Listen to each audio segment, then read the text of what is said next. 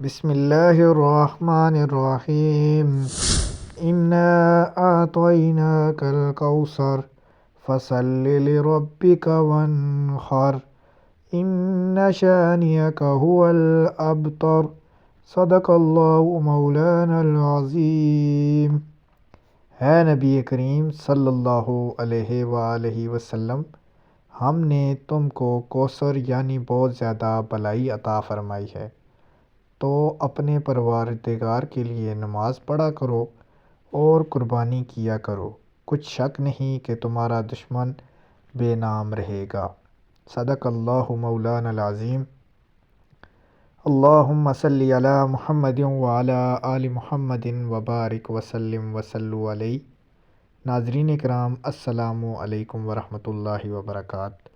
سورہ کوثر کا ایسا وظیفہ جب چاہیں جو چاہیں اللہ تعالیٰ کی عطا سے حاصل کریں، دل میں اس پختہ یقین اور ایمان کے ساتھ یہ عمل کریں کبھی نامراد نہیں لوٹیں گے، اللہ تعالیٰ وہاں سے عطا کرے گا جہاں ہمارا وہم و گمان، خیال، سوچ تک نہیں جاتی۔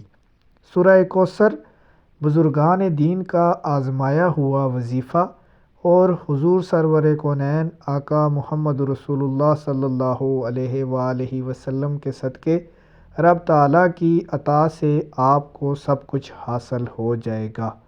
ہر مشکل، ہر جائز مقصد کے پورا ہونے کے لیے سورہ کوثر کا یہ عمل کریں، انشاءاللہ تعالیٰ کامیابی آپ کا مقدر ٹھہرے گی۔ ناظرین کرام، سورہ کوثر قرآن پاک کے 30ویں پارے کی صورت ہے اور یہ 3 آیات پر مشتمل ہے۔ اس کو پڑھنے کے بے شمار فضائل و برکات ہیں۔ سورہ کوثر پڑھنے سے اللہ تعالیٰ ہر مشکل، ہر تنگی سے نکلنے کا رستہ بنا دیتا ہے۔ اگر آپ کسی حاجت کو پورا کرنے کے لیے سورہ کوثر کو پڑھتے ہیں تو اللہ تعالیٰ آپ کی حاجت کو پورا فرما دیتے ہیں۔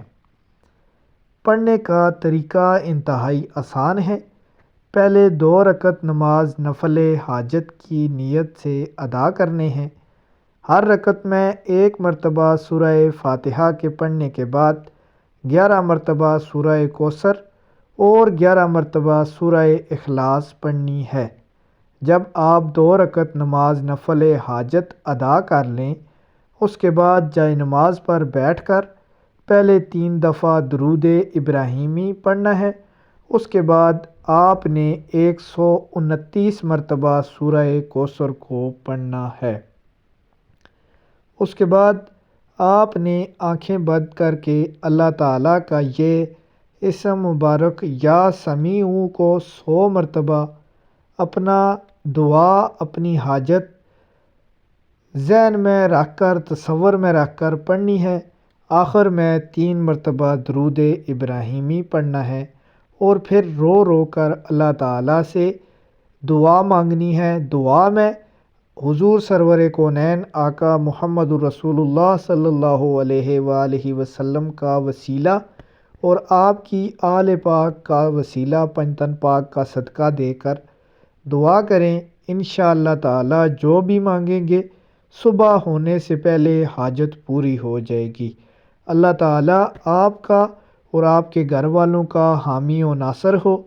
جو دعائیں، التجائیں، تمنائیں آپ کے دل میں ہیں، آپ چاہتے ہیں اللہ تعالیٰ پوری فرمائیں، تو انشاءاللہ تعالیٰ پیارے حبیب کے صدقے آپ کی دعائیں قبول ہوں گی۔ ناظرین کرام، ویڈیو اچھی لگے تو چینل کو سبسکرائب کر دیں تاکہ آئندہ آنے والی ویڈیو آپ دیکھ سکیں۔